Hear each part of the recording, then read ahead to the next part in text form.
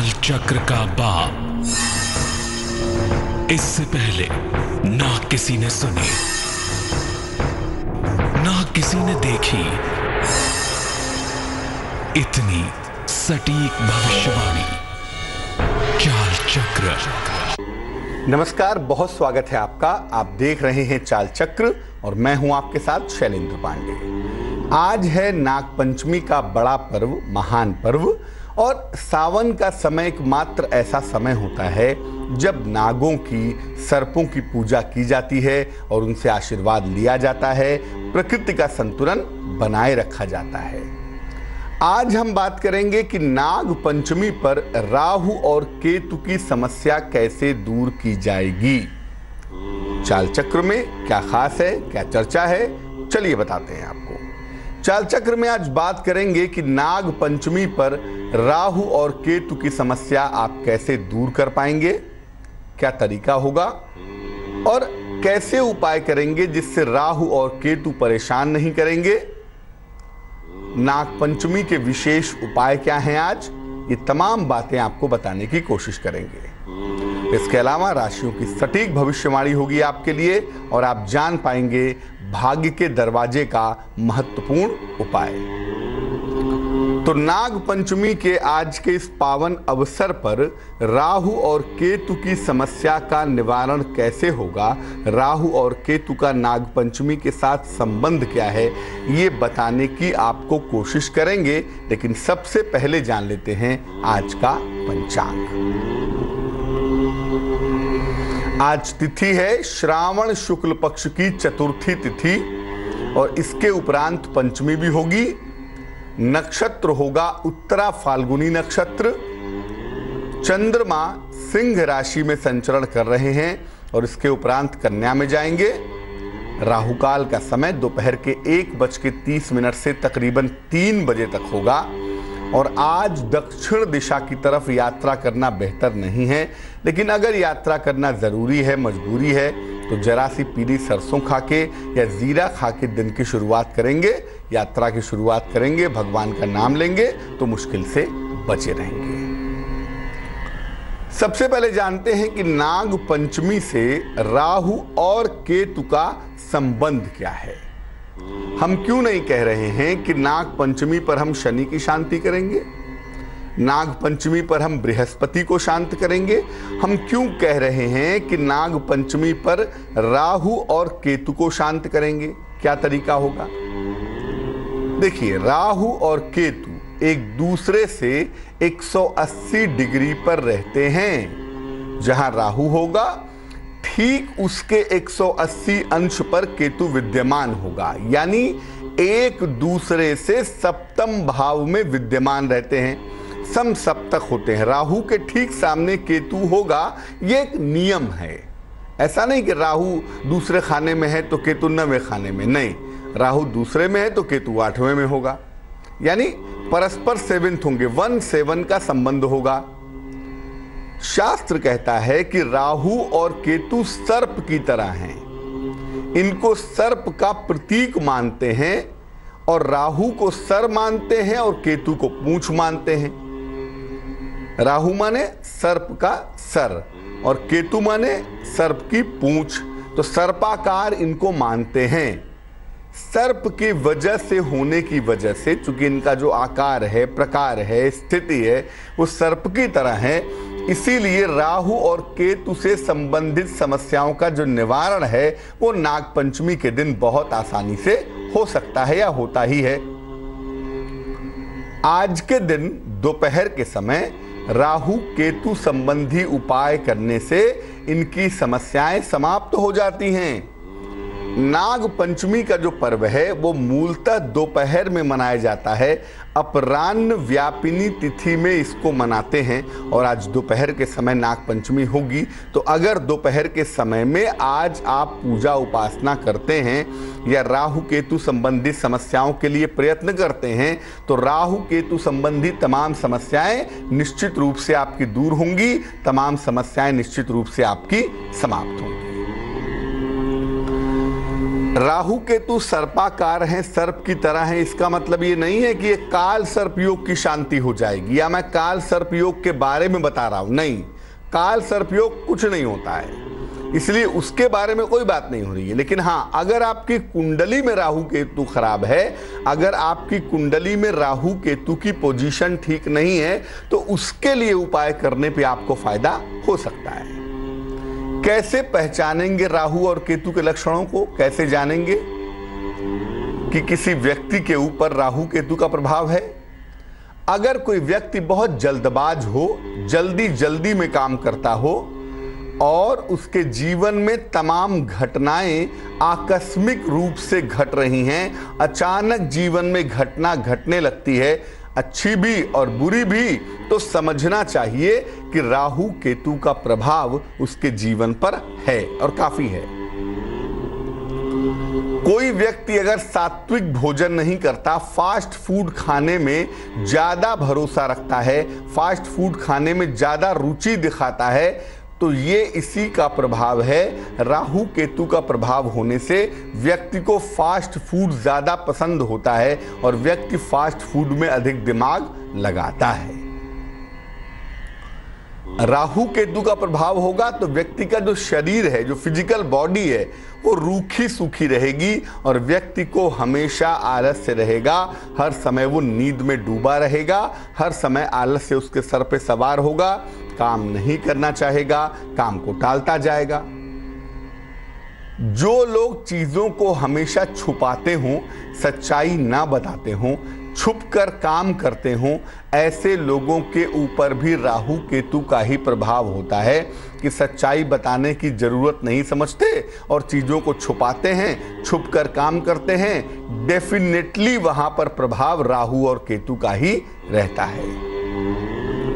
जिन लोगों के पाम के हथेलियों के बीचों बीच में जाल होता है, नेट होता है, ऐसे लोगों के ऊपर भी राहु केतु का ही प्रभाव होता है और ऐसे लोग निश्चित रूप से जीवन में उन तमाम चीजों से मिलते हैं या तमाम घटनाएं उनके जीवन में घटती हैं जो राहु और केतु से जुड़ी हुई होती हैं। यानी आपके हथेलियों के बीच में अगर जाल है तो आपके ऊपर राहु केतु का प्रभाव है। शुभ है या अशुभ है वो बात का सवाल है, लेकिन हथेलियों के बीचों बीच में अगर जाल हो तो राहु केतु का प्रभाव जरूर होता है।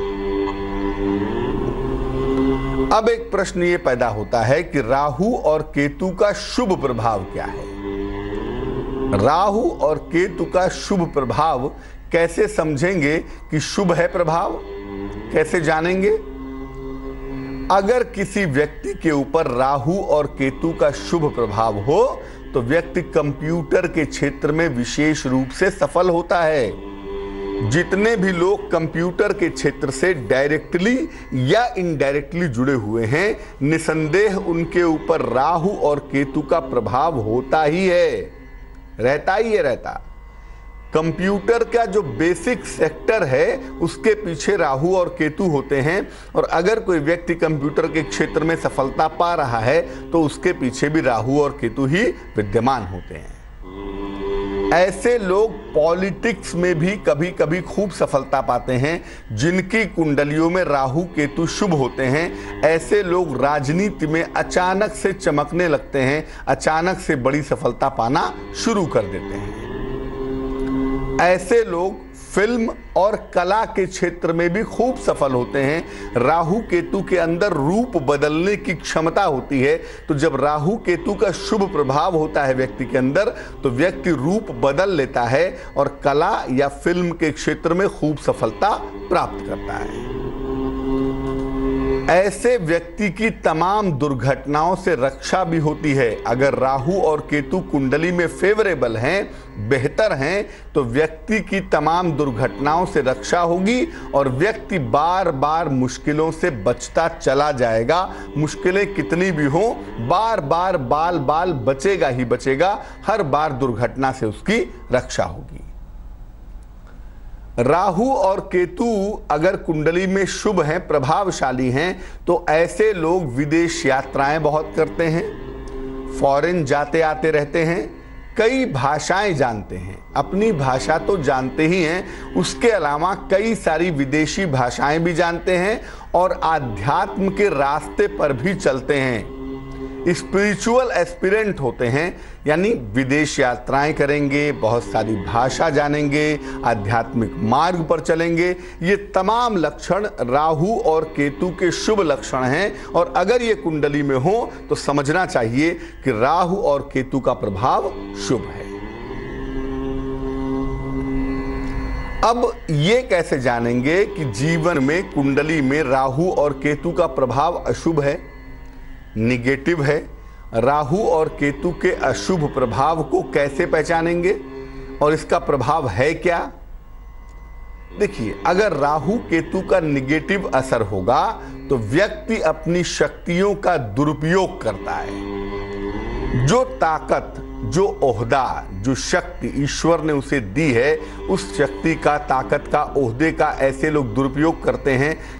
ऐसे लोग गलत संगति में भी पड़ जाते हैं। अक्सर छोटी उम्र से ही गलत आदतें पड़ जाती हैं, गलत संगति में चले जाते हैं, नशा करने लगते हैं, गलत काम करने लगते हैं। ये संभावना भी कुंडली में बन जाती है। जब राहु केतु कुंडली में खराब होते हैं तो व्यक्ति के अंदर आपराधिक प्रवृत्तियां होती हैं। व्यक्ति की जो टेंडेंसी है, जो आदत है, वो आपराधिक होती है और ऐसे लोग अपराध में लीन हो जाते हैं। क्रिमिनल टेंडेंसी दिखाई देती है। राहु केतु का बहुत ज्यादा बुरा असर होगा तो व्यक्ति के अंदर भय की वृत्ति होती है, फियर साइकोसिस होती है। जीवन में ये ना हो जाए, जीवन में वो ना हो जाए, इन तमाम चीजों को लेकर व्यक्ति के मन में भय पैदा हो जाता है और व्यक्ति को कल्पना की समस्याएं होती हैं। ऐसे लोग इमेजिनेशन में प्रॉब्लम पैदा करते हैं। मुझे ये होने वाला है, मुझे वो होने वाला है, मुझे ये हो जाएगा, मुझे वो हो जाएगा। इस तरह की तमाम समस्याएं लोग पैदा कर देते हैं। जब राहु केतु कुंडली में खराब होते हैं तो व्यक्ति बहुत ज़्यादा उलझा हुआ होता है, चीज़ों को समझ नहीं पाता, चीज़ों को लेकर कंफ्यूज हो जाता है, सही समय पर निर्णय नहीं ले पाता, अक्सर बैलेंस करना नहीं जानता, रिश्तों में दिक्कत पैदा होती है, पैसों में दिक्कत पैदा होती है। जीवन में जो उलझनों वाला पार्ट है वो बढ़ता हुआ चला जाता है। राहु केतु खराब हो तो निर्णय लेने में मुश्किल होती है। ऐसे लोग कपट करते हैं, छल फरेब करते हैं और इनका चरित्र दोहरा होता है। दिखाने के लिए कुछ और होता है, अंदर से कुछ और होता है। दोनों ही तरह के चरित्र इनके अंदर आसानी से दिखाई देते हैं। राहु केतु वाले व्यक्ति का भरोसा करने का मतलब अपने पैर पर कुल्हाड़ी मारना होता है। अब सवाल ये है कि आज नाग पंचमी है, राहु केतु मान लिया कुंडली में खराब हैं, राहु केतु मान लिया कुंडली में निगेटिव हैं। इनके अशुभ प्रभाव को आज के दिन कैसे दूर करेंगे? क्या तरीका होगा जिससे राहु केतु का अशुभ प्रभाव आज दूर हो जाएगा? देखिए, अगर राहु केतु की वजह से आपके खान पान की आदत बिगड़ गई है, आप नशा कर रहे हैं, आप अल्कोहल ले रहे हैं, आप तेल मसाला बहुत खा रहे हैं या फास्ट फूड बहुत सेवन कर रहे हैं और राहु केतु की वजह से आपका खाना पीना बिगड़ गया है, तो आज के दिन तुलसी का पौधा लगाइए और तुलसी का पौधा लगा करके नियमित रूप से उसमें जल डालिए, उसकी देखभाल करिए। जैसे जैसे वो पौधा बड़ा होगा वैसे वैसे आप बेहतर होते चले जाएंगे। तो तुलसी का पौधा लगाना चाहिए। अगर कोई खाने पीने की गड़बड़ी है, राहु केतु की वजह से खान पान गड़बड़ हो गया है, तो तुलसी का पौधा लगाएं और उसकी उपासना करें। अगर राहु केतु की वजह से बुरी आदत लग गई हो, नशे की आदत, गलत कार्यों में लिप्त रहने की आदत, चोरी की आदत, ठीक है ना, बेईमानी की आदत, तो आज अभी दोपहर के समय में या सुबह के समय में मिट्टी का एक सांप बना लीजिएगा। कच्ची मिट्टी ला के पतला सा उसका रोल कर लीजिएगा, उसको सांप की तरह हो जाएगा। और जब ये बन जाए तो कुछ देर के बाद, आधे घंटे 1 घंटे के बाद इसको ले जाके जल में, नदी में प्रवाहित कर दीजिएगा। इससे क्या होगा? इससे ये होगा कि जो आपके अंदर बुरी आदतें आ गई हैं वो धीरे धीरे धीरे धीरे वो आदतें ठीक हो जाएंगी। राहु केतु की वजह से अगर जीवन में बार बार उतार चढ़ाव हो रहा हो तो आज के दिन 7 तरह के अनाज एक साथ दान कीजिए। सत अनाजा भी कहते हैं इसको। सत अनाजा आपको बाजार में मिल जाएगा। आप 7 तरह के अनाज मिक्स करके मांगिएगा, वो आपको मिल जाएगा। इसका आज के दिन अगर दान किया जाए तो राहु केतु की ये मुश्किल भी दूर हो जाती है, राहु केतु की ये समस्या भी दूर हो जाती है। जीवन का जो बार बार का उतार चढ़ाव है वो निश्चित रूप से समाप्त हो जाता है। अगर आपको भय की वृत्ति है, फियर साइकोसिस है, या कल्पना की समस्या है, कल्पना में ही लीन है, ये बीमारी ना हो जाए, वो बीमारी ना हो जाए, ऐसा ना हो जाए, वैसा ना हो जाए, तो आज नीम की लकड़ी जला लीजिएगा और 108 बार पीली सरसों उसमें डालिएगा और हर बार कहिएगा ओम रांग राहवे नमः, ओम रांग राहवे नमः, ये कहते जाइए और 108 बार पीली सरसों के दाने उस अग्नि में डालते जाइए। राहु केतु से संबंधित कोई भी समस्या हो, ये तो तमाम समस्या बताई मैंने, लेकिन इसके अलावा कुंडली में राहु की पोजीशन ठीक नहीं है, राहु की दशा चल रही है, या राहु केतु से संबंधित कोई भी समस्या है, तो नाग पंचमी के दिन यानी आज के दिन नीले कपड़े में सफ़ेद चंदन का टुकड़ा बांध लीजिए। नीले रंग का कपड़ा, उसमें सफ़ेद चंदन रखिए, उसको ताबीज़ की तरह बांध करके अपने गले में धारण कर लीजिए। अगर आप ऐसा करते हैं तो राहु केतु से संबंधित कोई भी डायरेक्ट समस्या हो या इनडायरेक्ट समस्या हो, वो समस्या दूर होगी। और अगर गले में नहीं रख पाते, गले में नहीं पहन पाते, तो उसको अपनी जेब में रख लीजिएगा। नीले कपड़े में सफ़ेद चंदन का टुकड़ा अपनी जेब में रख लें या अपने गले में लॉकेट की तरह पहन लें। ऐसा करने से राहु केतु की कोई भी डायरेक्ट या इनडायरेक्ट समस्या है तो वो निश्चित रूप से दूर हो जाएगी। राहु केतु के लिए नाग पंचमी का दिन बेहद शुभ होता है और उनकी शांति आप कर सकते हैं। आज के दिन उनकी समस्याओं से छुटकारा पा सकते हैं। लेकिन याद रखिए, मैं काल सर्प योग के बारे में बात नहीं कर रहा। काल सर्प योग कुछ नहीं होता, इसलिए उसकी शांति करने की ज़रूरत ही नहीं है, क्योंकि वो होता ही नहीं है। अब एक बात और जानिए कि दोपहर के समय, आज मध्य दोपहर में, मिड टाइम में, आज दोपहर के समय माने तकरीबन 11 बजे से 1 बजे के बीच का जो समय है, ये सर्वोत्तम समय है आज के दिन आपके लिए नाग पंचमी मनाने के लिए। आप भगवान शिव की आराधना करें। भगवान शिव के गले में जो आभूषण है नाग, भगवान शिव के आभूषण के रूप में नागों की आराधना करें और उसके बाद नागों का नाम लेकर, या नागों के लिए लोग लावा, दही, दूध ये सब अर्पित करते हैं, ये भी कर सकते हैं। लेकिन मुख्य रूप से भगवान शिव के गले में जो सर्प हैं उनकी पूजा आज करने से, उनसे प्रार्थना करने से नागों का आशीर्वाद व्यक्ति को आसानी से मिल जाता है। तो नाग पंचमी के दिन आप नागों की पूजा दोपहर के समय में कर सकते हैं। और जब दोपहर के समय में आप नाग पंचमी की पूजा करेंगे, घर के बाहर लोग सांपों की आकृति बनाते हैं और हाथ में जरा सा दूध, लावा, खील, बताशा लेके जगह जगह पे गिराते हैं ताकि सर्पों की रक्षा हो सके। और दरअसल ये प्रकृति का एक संतुलन है। जितनी आवश्यकता मानव की है इस प्रकृति को, उतनी ही आवश्यकता सर्पों की भी है। ये प्रकृति का संतुलन बनाने का एक तरीका है। और चूंकि हम लोग प्रकृति के पूजक हैं, प्रकृति की उपासना करते हैं, इसलिए हमारे लिए बड़ा महत्वपूर्ण है कि हम आज के दिन नागों की पूजा करें। और नाग पंचमी के दिन एक मंत्र जरूर पढ़ना चाहिए। वो मंत्र है ओम कुरुकुल्ले फट स्वाहा, ओम कुरुकुल्ले फट स्वाहा। ये जो मंत्र है, ये किसी भी तरह के नागों से समस्या हो, नागों से, सांपों से डर लगता हो, या सांपों को लेके जीवन में तमाम तरह की दिक्कतें चली आ रही हैं, कभी सांप यहाँ निकल रहा है घर में, कभी सांप वहाँ निकल रहा है घर में, या सांपों को लेके मन में भय है, या सांपों के सपने बहुत आते हैं, ऐसी दशा में ये जो मंत्र है ओम कुरुकुल्ले फट स्वाहा, इसका आज के दिन जप अगर आप कर लें या इस मंत्र का अगर आप पाठ कर लें तो निश्चित रूप से अगर सर्प की कोई समस्या है या घर में सांप निकलते हैं या सांपों से डर लगता है तो वो समस्या दूर हो जाएगी। लेकिन मैं फिर बता दूं कि नाग पंचमी का पर्व दोपहर के समय का पर्व है। आज दोपहर के समय अगर आप नाग पंचमी का पर्व मनाएं तो आपको विशेष लाभ इसका निश्चित रूप से हो सकता है। स्वागत है आपका ब्रेक के बाद। ब्रेक पर जाने के पहले नाग पंचमी की महिमा आपको बता रहे थे कि नाग पंचमी पर राहु और केतु की शांति कैसे की जाएगी।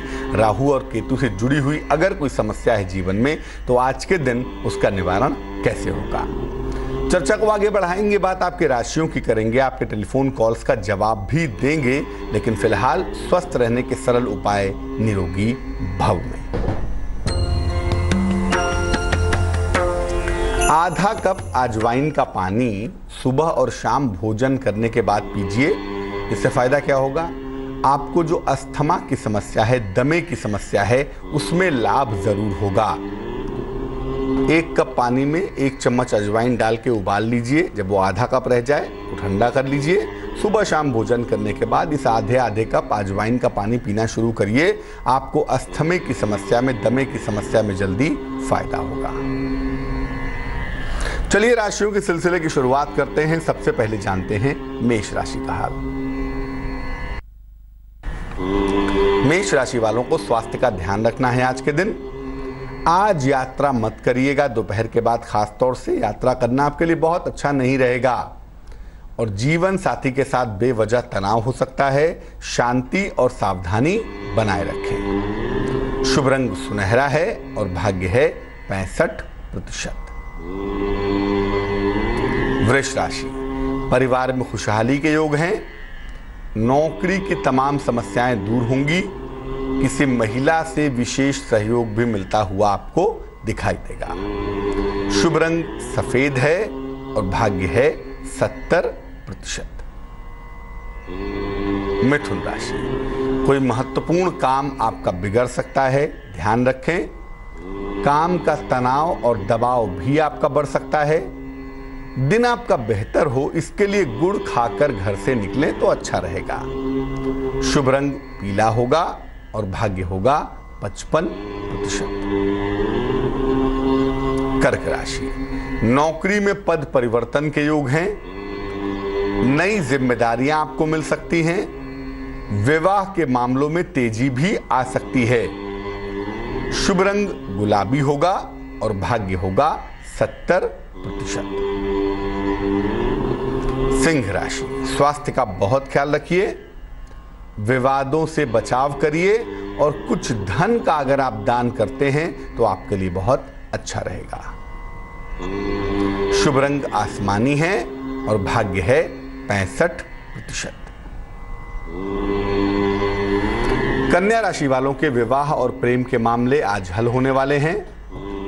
नौकरी और जीवन में नए अवसर मिलने वाले हैं। खूब धन का लाभ होता हुआ भी दिख रहा है।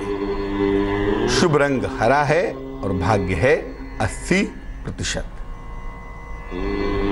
तुला राशि, दिन भर आपको दौड़ भाग करनी पड़ेगी। नौकरी में तनाव हो सकता है। नए काम की शुरुआत न करें तो ज्यादा बेहतर रहेगा। शुभ रंग आसमानी होगा और भाग्य होगा 64%। वृश्चिक राशि, अचानक कोई बड़ा अवसर आपको मिल सकता है। खूब सारा मान सम्मान मिल सकता है, लेकिन धन के खर्चे पर ध्यान दें, ये प्रॉब्लम परेशान न कर दे। शुभ रंग फिरोजी है और भाग्य है 71%। धनु राशि, नौकरी व्यवसाय में कुछ परिवर्तन होगा। धन की स्थितियों में सुधार होगा, लेकिन पैरों में चोट लग सकती है, इसका ध्यान रखिएगा। शुभ रंग सफेद है और भाग्य है 75%। मकर राशि, महत्वपूर्ण काम आप टाल दें तो बेहतर है। वाद विवाद से बचाव करें। बड़ों की सलाह लेकर अगर काम करें तो आपके लिए अच्छा है। शुभ रंग बैंगनी है और भाग्य है 61%। कुंभ राशि, कोई महत्वपूर्ण निर्णय आप ले सकते हैं, लेना पड़ सकता है। नौकरी में परिवर्तन के योग बन रहे हैं। धन आपको आसानी से आज के दिन प्राप्त होगा। शुभ रंग आपका क्रीम है और भाग्य है 65%। मीन राशि, घर में मंगल कार्य की संभावना दिख रही है। रिश्तों की तमाम समस्या दूर होगी। किसी सम्मानित व्यक्ति से आज आपकी मुलाकात होगी, जिससे कोई बड़ा काम आपका बनेगा। शुभ रंग नीला और भाग्य होगा 77%। एक दर्शक जुड़ रही हैं देहरादून से, हमारे साथ सीमा हैं, उनसे बात करते हैं। सीमा जी बताइए। नमस्कार पंडित जी। जी नमस्कार। पंडित जी मुझे अपनी भांजी के बारे में पूछना है, जो मेरी दीदी की बेटी है। डेट ऑफ बर्थ क्या है? पूछना था। जन्म की तारीख क्या है? उसकी है 21 जुलाई 1999। समय बताइए। शाम को 6:22। कहाँ पे जन्म हुआ है? दिल्ली में। पूछिए क्या प्रश्न है? पंडित जी इसके फ्यूचर के बारे में पूछना है। अभी इसने 12वीं पास की है, 12th क्लास पास की है। इसके बाद इसे किस फील्ड में करवाएं? इसका पढ़ाई में ज्यादा मन भी नहीं लगता है, अभी जैसे एवरेज में ही है उसकी जो पढ़ाई है, और बस थोड़ा फैशन की तरफ है, थोड़ा मतलब स्टाइल है, घूमने फिरने में इसका ज्यादा ध्यान है और पढ़ाई में कम है। इसलिए पूछना चाहते हैं कि कौन सी लाइन में भेजें, और थोड़ा सा इनकी शादी वगैरह का भी बता दें कि किस उम्र तक होगी और आगे लाइफ इनकी कैसी रहेगी। कुंडली धनु लग्न की है, राशि बनती है तुला, मंगल चंद्र एकादश में, पंचम में बृहस्पति शनि, दूसरे भाव में केतु, अष्टम में बुध राहु और सूर्य विद्यमान हैं। शुक्र नवमस्थ है, केंद्र में कोई ग्रह नहीं है। केंद्र में जब कोई ग्रह ना हो तो अमूमन व्यक्ति का जो दिमाग है वो स्थिर नहीं होता, व्यक्ति के निर्णय लेने की क्षमता नहीं होती, और व्यक्ति को जीवन में सपोर्ट मिलना चाहिए वो सपोर्ट सिस्टम व्यक्ति को प्राप्त नहीं होता। वो प्रॉब्लम यहाँ दिख रही है, पहली बात। दूसरी बात ये है कि अमूमन ऐसे बच्चों को कहा जाता है कि वो फैशन डिजाइनिंग में चले जाएं, मीडिया में चले जाएं या मैनेजमेंट में जाएं। फैशन डिजाइनिंग, मीडिया या मैनेजमेंट से संबंधित किसी क्षेत्र में, किसी शिक्षा में करियर बनाएं तो इनके लिए बेहतर रहेगा। दूसरा ये है कि बहुत जल्दी प्रेम मोहब्बत के चक्कर में ना पड़ जाएं। ऐसा ना हो कि प्रेम के चक्कर में पड़ के पढ़ाई लिखाई का सत्यानाश कर लें। तो जरा सा इनके ऊपर ध्यान बनाए रखिए, बेसिक पढ़ाई हो जाए फिर शादी वादी कीजिएगा। अमूमन ऐसी कुंडली में भटकाव बहुत होता है जिसका ध्यान रखना चाहिए। एक इनको देसी मूंगा इंडियन कोरल, वजन में 8-10 रत्ती, तांबे की अंगूठी में, सीधे हाथ की अनामिका उंगली में, राइट हैंड की रिंग फिंगर में, मंगलवार की सवेरे पहनाया जाए। एक इनको देसी मूंगा पहना दिया जाए, और साथ ही साथ अगर ये सुबह रोज सूर्य भगवान को जल चढ़ाएं तो उससे भी इनका जीवन बेहतर होना शुरू हो जाएगा। एक दर्शक जुड़ रही हैं गोरखपुर से, सरोज हैं हमारे साथ, उनसे बात करते हैं। सरोज बताइए। हाँ पंडित जी नमस्ते। पंडित जी बहुत दिन से हम आपको फोन लगा रहे थे। जी बताइए बताइए। हाँ पंडित जी हम ये पूछना चाह रहे हैं, हमारी लड़की है वो मेडिकल की तैयारी कर रही है, स्मिता मिश्रा। तो पंडित जी उसके बारे में देखिए ना, और उसके पिताजी का भी हाल बता दीजिए, क्योंकि उसके पिताजी के कोई कुंडली वगैरह नहीं है। रविंद्र अपनी बेटी का जन्म तारीख बताइए पहले। वो 96 के जन्म है। महीना और साल तो बता, तारीख बताइए, महीना बताइए। तारीख है 5 अगस्त है। 5 अगस्त 1996। समय बताइए। समय 3:30 बजे सुबह के जन्म है। कहाँ पे जन्म हुआ है? वो बिहार के हमें पानन में जन्म हुआ है। जिला क्या है? गोपालगंज जिला है पंडित जी। तो आप जानना चाहती हैं कि बेटी का मेडिकल में सिलेक्शन होगा कि नहीं होगा? हाँ जी पंडित जी। देखो आपकी बेटी की जो कुंडली हमारे पास बन पा रही है, ये कुंडली मेडिकल के लिए मजबूत नहीं दिखाई देती। कुंडली है मिथुन लग्न की और राशि है आपकी बेटी की मेष। जिस तरह के कॉम्बिनेशन इस कुंडली में हैं, अमूमन ऐसी कुंडलियों में मेडिकल में जाने की संभावना नहीं होती है। हम ये कह सकते हैं कि अपनी बेटी को बीएससी बीएड करा के टीचिंग क्षेत्र में ले जाएं, या अपनी बेटी को बीएससी आदि करवाने के बाद आप बायोटेक्नोलॉजी में चली जाए, माइक्रोबायोलॉजी में चली जाए, साइंटिस्ट बन जाए, ये भी हो सकता है। लेकिन ये बच्चा मेडिकल में जाएगा, डॉक्टर बनेगा, इसकी संभावना बहुत कमज़ोर दिखाई दे रही है अगर हम ज्योतिष की बात करें तो। दूसरा जो पढ़ाई में मन लगने का सवाल है ना, मन भी बहुत नहीं लगता है, मन बहुत चंचल है। केवल फॉर्म भर देने से मेडिकल नहीं पूरा होगा, उसके लिए पढ़ना पड़ेगा। पढ़ाई तो ये करती नहीं है। तो इनकी शिक्षा ठीक हो, जरा पढ़ने में मन लगे और आगे बढ़ें करियर में, उसके लिए एक पन्ना इनको पहना दें, 6-7 रत्ती का पन्ना चांदी की अंगूठी में, सीधे हाथ की सबसे छोटी उंगली में। बुधवार की शाम को पन्ना धारण करवाने से इनको लाभ होगा। चलिए खोलते हैं भाग्य का दरवाजा और निकालते हैं उसमें से एक महत्वपूर्ण उपाय। अगर आपको सोते समय रात में डरावने सपने आते हों, भयानक सपने आते हों, तो रात में सोने के पहले गायत्री मंत्र कम से कम 27 बार पढ़ लीजिए। 27 बार गायत्री मंत्र पढ़ के तब रात में सोइए। पलंग पे बैठे बैठे ही 27 बार पढ़ लीजिए और पढ़ने के बाद तब सोइए। जब सो रहे हैं तो सर, आपका जो सर है, सिरहाना है, वो दक्षिण की तरफ होना चाहिए, साउथ की तरफ होना चाहिए। दक्षिण दिशा की तरफ सर करके सोइए। अगर आप ऐसा करना शुरू करें तो जो डरावने सपने आते हैं, भयावह सपने आते हैं, वो निश्चित रूप से दूर हो जाएंगे। चलिए अब जानते हैं आज का महत्वपूर्ण समय शुभ पहर में। आज का शुभ पहर है शाम को 7 बजे से रात को 8:30 तक। इस समय में केले का दान करिए, किसी निर्धन व्यक्ति को कर दें, गाय को खिला दें, गरीब आदमी को दे दें। ऐसा करने से क्या होगा, जो आपकी आर्थिक मुश्किलें हैं, फाइनेंशियल जो प्रॉब्लम है, वो समस्याएं, आर्थिक दिक्कतें आपकी निश्चित रूप से दूर होंगी। लेकिन ये करेंगे शुभ पहर में ही। समय फिर से नोट करें, शाम को 7 बजे से रात को 8:30 के बीच में।